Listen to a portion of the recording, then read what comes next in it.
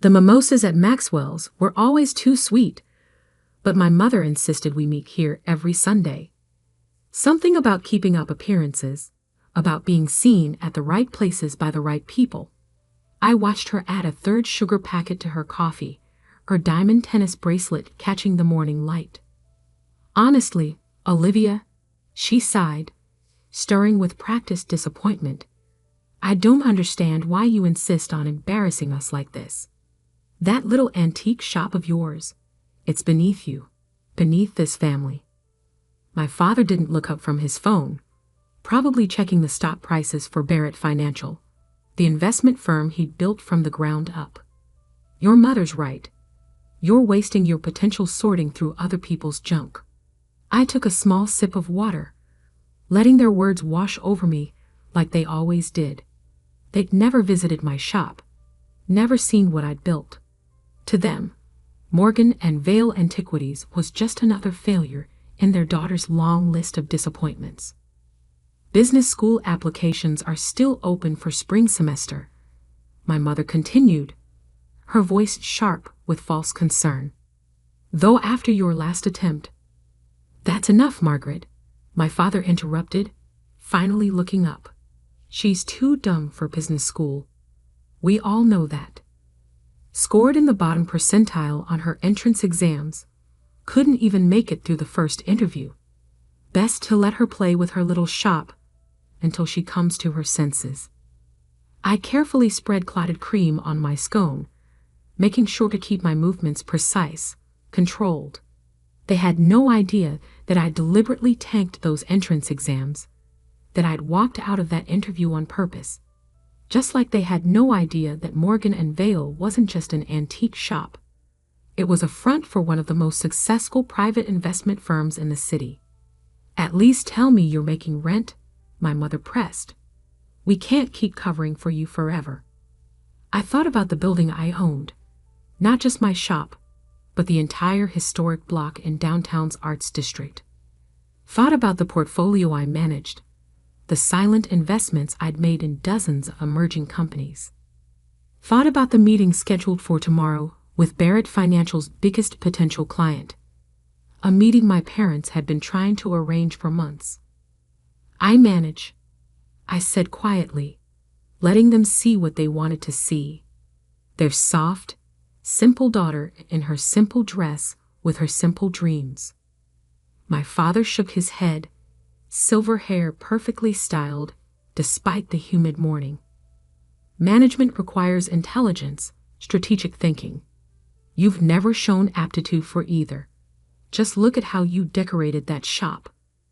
Mixing periods, styles. No sense of value or order. The mixing of periods, he criticized, was actually a carefully curated collection that had caught the eye of Marcus Anderson, CEO of Anderson Global Ventures. He'd walked into my shop 3 months ago, looking for period-specific pieces for his new offices. He'd left with a signed investment deal that would make headlines once announced. And that name, my mother added with a delicate shudder, Morgan and Vale. Sounds like a funeral home. Why not use Barrett? At least then you'd have some credibility. Because Morgan was my grandmother's maiden name, the grandmother who taught me about true value, about seeing beyond surface appearances. And Vale? That was for the valley where I'd made my first investment, turning a small inheritance into the seed of what would become a quiet empire. Speaking of credibility, my father said, his tone shifting to something sharper, I heard you were asking questions about Barrett Financial's new tech division, trying to understand what your betters are doing. I had more than asked questions. I had been systematically acquiring shares through various shell companies, positioning myself for a move they'd never see coming. But they didn't need to know that. Not yet. Just curious. I murmured, dabbing my lips with a napkin. Family interest. He laughed, the sound cold and dismissive. Family interest? You can barely balance your shop's books. Leave the real business to those who understand it. I checked my watch. a simple Timex that hid the Patek Philippe I wore to board meetings. Speaking of the shop, I should get going. Sunday inventory. Of course, my mother sighed. Run along to your little toys. Just remember, when you finally admit defeat, your father might have an entry-level position available. Filing, perhaps. I stood, smoothing my plain dress, the one I wore just for these brunches, so different from the designer pieces that filled my real closet. Thank you for brunch. See you next Sunday. As I walked away, I heard my father's voice. Bottom percentile. Can you believe we raised someone that dumb? I smiled slightly, thinking about tomorrow's meeting. About how Anderson Global Ventures was about to become Barrett Financial's biggest client, through me, their silent investor.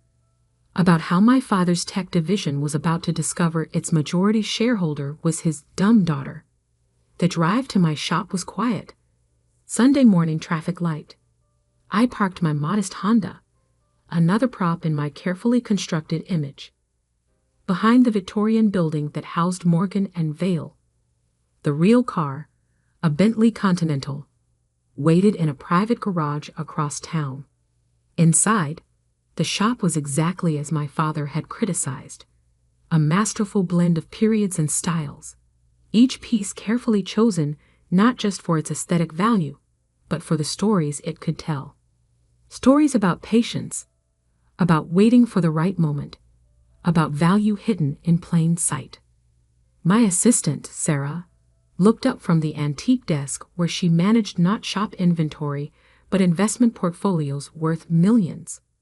How was brunch? Predictable, I replied, slipping off my flat shoes and replacing them with Louboutins. Are we ready for tomorrow? She nodded, pulling up detailed financial reports on her laptop. Anderson's team has finished their due diligence. They're prepared to sign with Barrett Financial. Through us, of course. Your father won't know you're involved until you want him to. I'd moved through the shop, running my fingers along a Georgian sideboard that had once graced a duke's dining room. Like me, it had secrets. A hidden compartment that once held royal letters now contained documents detailing my ownership of key Barrett Financial assets. Final projections? I asked, settling behind my own desk, a Queen Anne piece that had witnessed countless business deals over its 3 centuries. Conservative estimate puts the deal at $50 million initial investment, with potential for up to $200 million over 5 years. Sarah paused, a small smile playing at her lips. Your father's been trying to land Anderson for months. Never realized his own daughter had already sealed the deal. I opened my laptop, checking the latest market updates. Barrett Financial stock was up, riding high on rumors about tomorrow's meeting. My father had probably spent his entire brunch checking those same numbers, never knowing who really controlled them. Did you see the latest board memo? Sarah asked, forwarding me an email. They're planning to announce your father as CEO Emeritus next quarter, transition to new leadership. They're considering external candidates since, apparently, there's no one suitable in the family. I smiled, thinking about the shares I'd accumulated, the voting power I'd quietly amassed. Interesting timing. A text lit up my phone. My mother? Darling, do reconsider business school. Your father and I hate seeing you waste your life like this. I set the phone aside without responding. Let them think what they wanted. Tomorrow would change everything. Sarah cleared her throat. Your soup for tomorrow's meeting arrived. Alexander McQueen. The tailor made the adjustments you requested. Perfect. I stood, moving to adjust a delicate Venetian mirror that had once hung in a doge's palace. In its reflection, I saw not the simple shopkeeper my parents mocked, but the businesswoman I truly was, sharp, focused, unstoppable. Shall I confirm the meeting time? Sarah asked. Your father's office has been calling all morning, trying to reschedule around Anderson's demands. No need, I replied. Everything stays exactly as planned. 9 a.m. tomorrow. Barrett Financial's main conference room. Time for the family business to meet the family disappointment. The rest of Sunday passed in careful preparation. While my parents probably sat in their country club, lamenting their daughter's failures, I reviewed contracts, confirmed positions, and finalized the details that would make tomorrow more than just a meeting. It would be a revelation. As evening fell, I locked up the shop's front door, the antique key heavy in my hand. Through the Victorian windows, I could see the streetlights coming on, casting long shadows across the hardwood floors and priceless artifacts within. My phone buzzed again, a message from Marcus Anderson himself.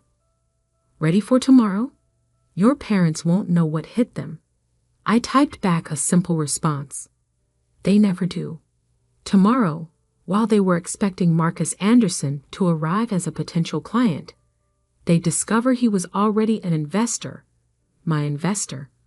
Tomorrow, while they were preparing to pitch their services, they'd learned that their biggest deal was already done, signed in their daughter's little shop between a Louis XV commode and a Chippendale chair. Tomorrow, everything would change.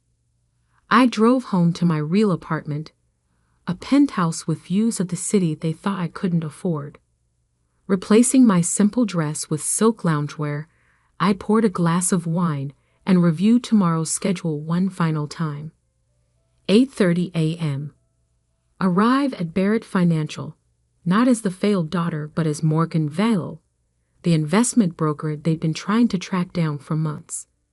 8:45 a.m. Meet Marcus in the lobby, right under my father's nose. 9:00 a.m. Walk into the conference room and watch their faces as they realized who really controlled their future. My phone lit up one last time. My father. If you're free tomorrow, the mailroom could use some help. Might be good experience for you. Better than playing shop. I didn't respond. Tomorrow would be response enough. Monday morning dawned clear and sharp, the kind of autumn day that makes everything feel possible. I dressed with careful precision.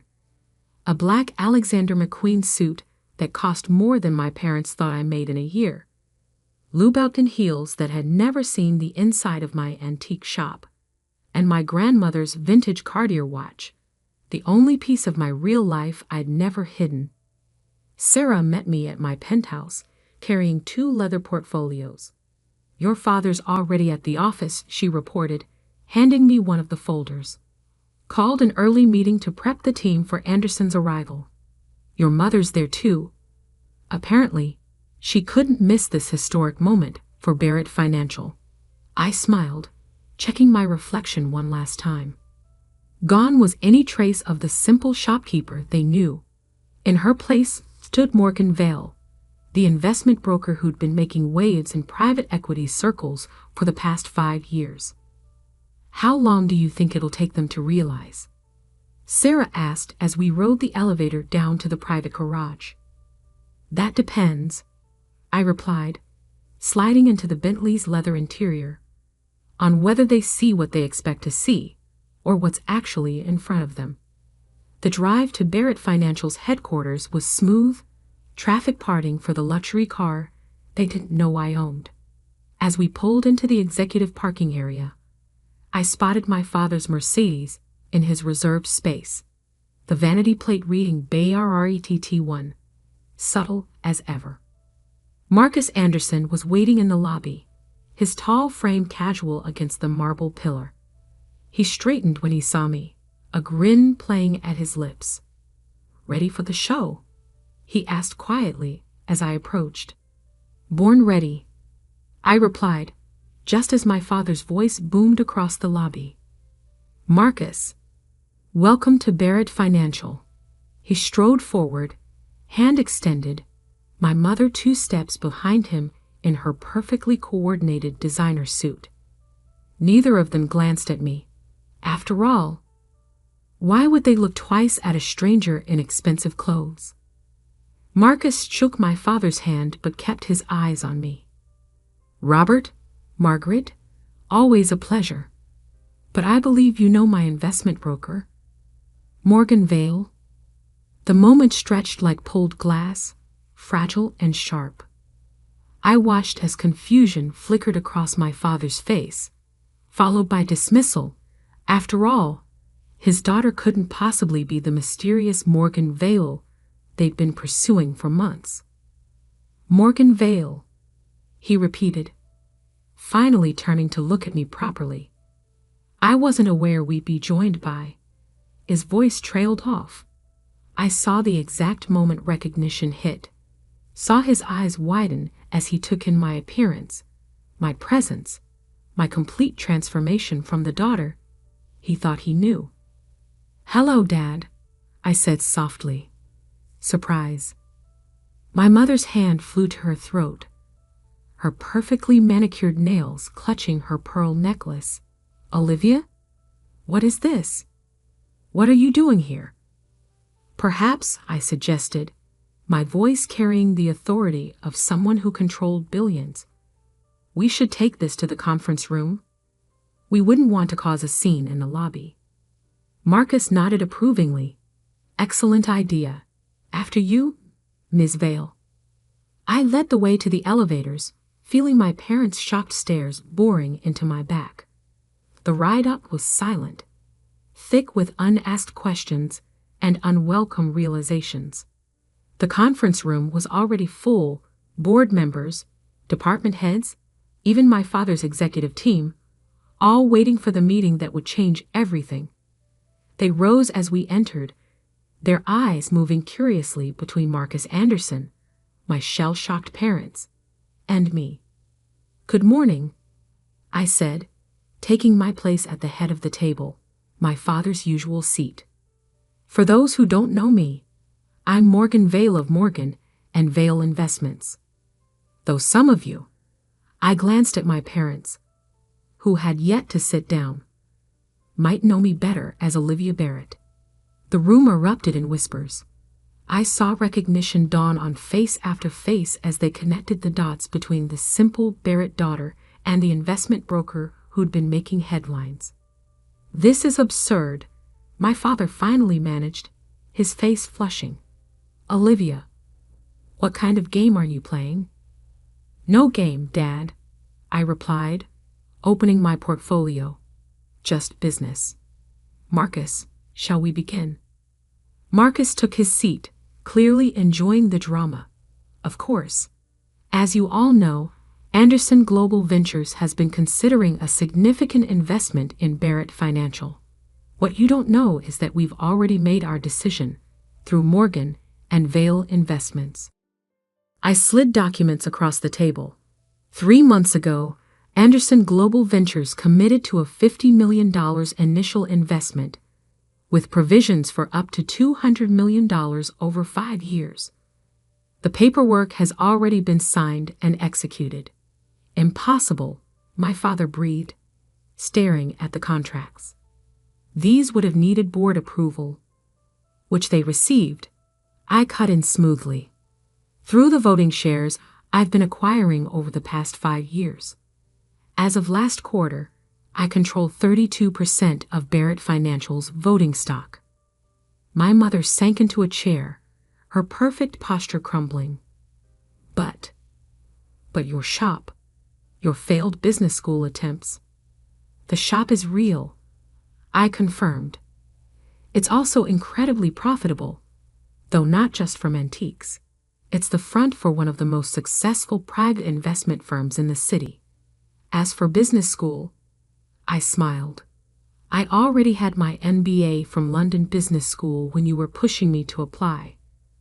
I walked out of that interview because I was in the middle of closing a major deal. The board members were leafing through the documents I'd distributed, their expressions moving from shock to something like respect. They understood what this meant, not just the Anderson investment, but the revelation that the failed Barrett daughter was actually a financial powerhouse. "Why?" my father asked, his voice hollow. "Why the deception? Why let us think?" "Because you never asked," I replied simply. "You were so convinced of my failures, so certain of my limitations, that you never bothered to look deeper. It was easier to let you believe what you wanted to believe." Marcus cleared his throat. If I might add, Olivia, or Morgan as I first knew her, has been instrumental in reshaping the private equity landscape over the past 5 years.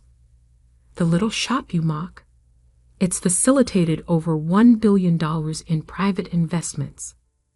My father collapsed into his chair, the weight of his misjudgment finally hitting him.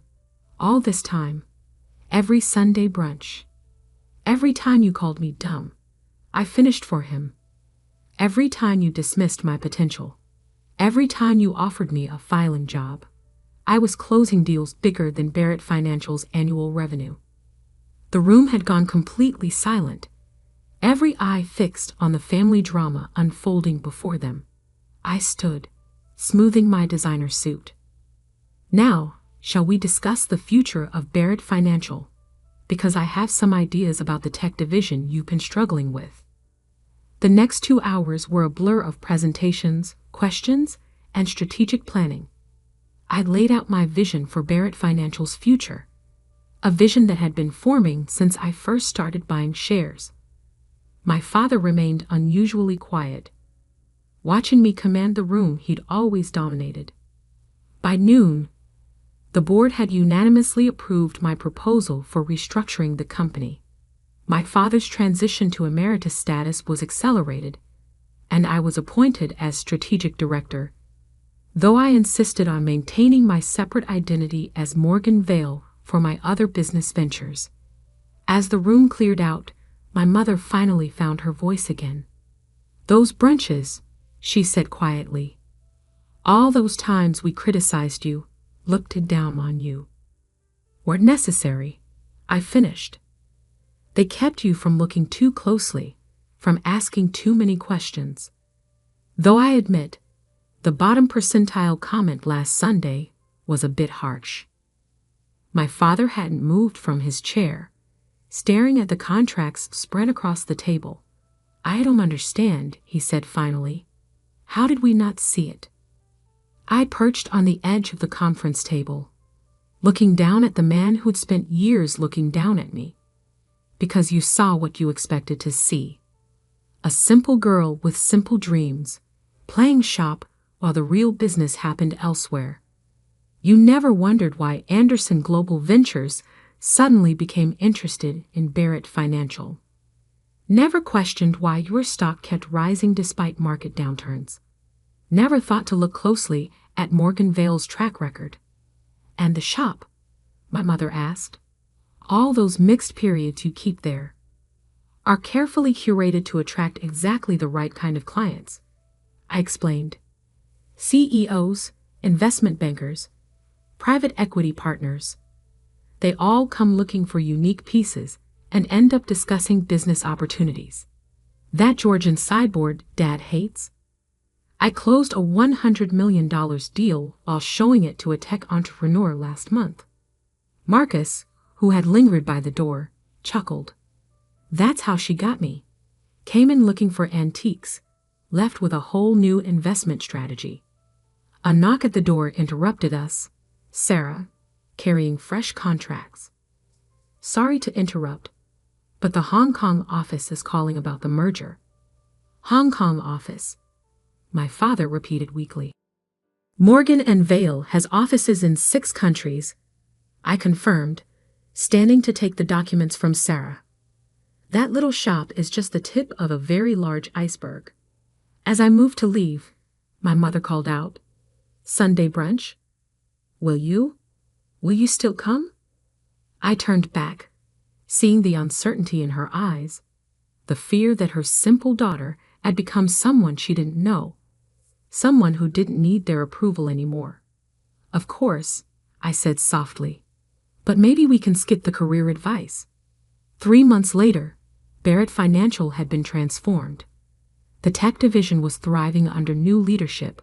The Anderson investment had exceeded all projections, and my father was adjusting to his emeritus role, though he still occasionally left suggestions on my desk. Sunday brunches continued at Maxwell's, but they were different now. My mother no longer added sugar to her coffee with disappointment, and my father's phone stayed in his pocket. Instead, they asked questions, real ones, about my business, my vision, my life. I still kept the shop, still spent time among the antiques that had helped build my empire. But now, when my parents visited, they saw it for what it was. Not a failure, but a masterpiece of subtle success.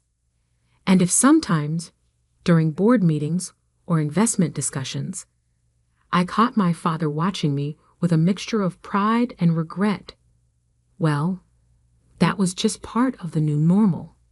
Because sometimes the best revenge isn't proving others wrong. It's proving yourself right, quietly and completely, until they have no choice but to see you for who you really are. Even if who you really are is the dumb daughter who built an empire while they weren't looking.